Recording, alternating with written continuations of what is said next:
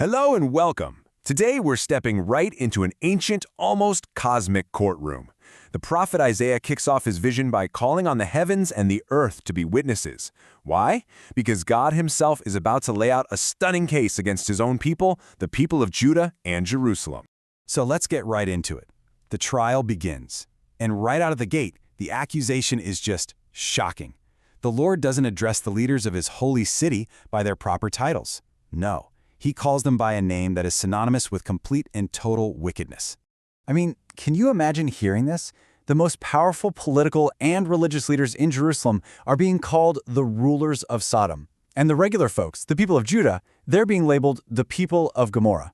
This is so much more than just an insult. It's a devastating theological judgment.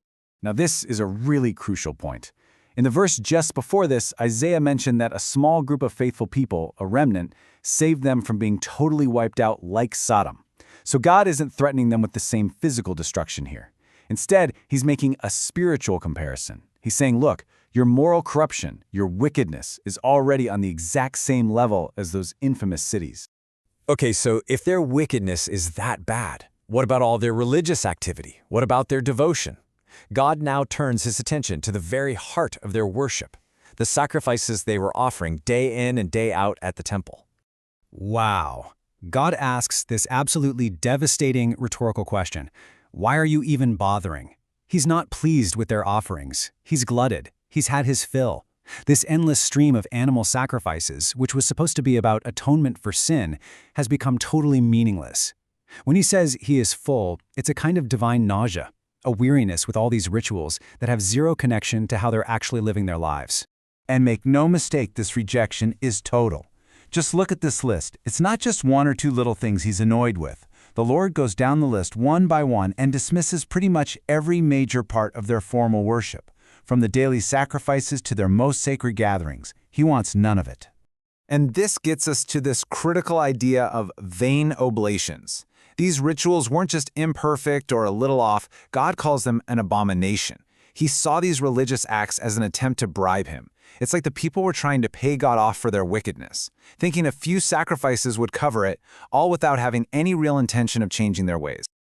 And the indictment just keeps building. After rejecting their daily sacrifices and regular worship, God takes aim at their most holy festivals, the appointed feasts that were supposed to be central to their very identity as his chosen people. The language here gets incredibly personal. This isn't just some procedural rejection. God says his very soul hates their feasts. It's this deep, personal disgust. It's like they're just going through the motions, a kind of zombie compliance.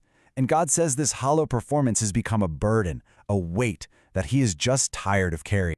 This slide just lays it out perfectly.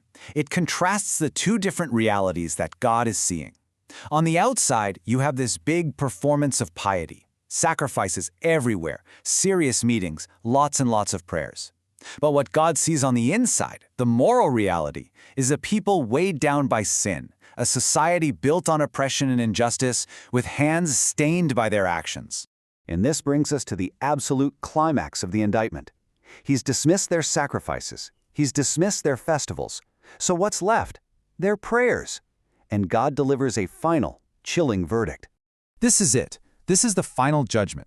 When they stretch out their hands to pray, God says he will literally hide his eyes. It doesn't matter how many prayers they offer, he says, I will not hear. And the reason is stated so starkly, so absolutely, your hands are full of blood. Now, it's so important we understand what this phrase really means. You might think it's just about literal murder, but it's a powerful metaphor for something much bigger. It points to all the systemic injustice, the corruption, the oppression of the most vulnerable people in their society. The orphans, the widows, the poor. That's the blood on their hands. So here's the bottom line. Their act of injustice, the way they treated other people, created this massive, impassable barrier between them and God. All their worship, all their festivals, and even their most desperate prayers, none of it could get through. Their unrighteousness had, in effect, silenced heaven. And that leaves us with this profound, timeless question that echoes all the way from Isaiah's ancient courtroom right down into our lives today. If all the outward signs of religion, all the things that look good, can be rejected by God as an abomination, Well, what does authentic faith really require from us? What does it truly mean to worship?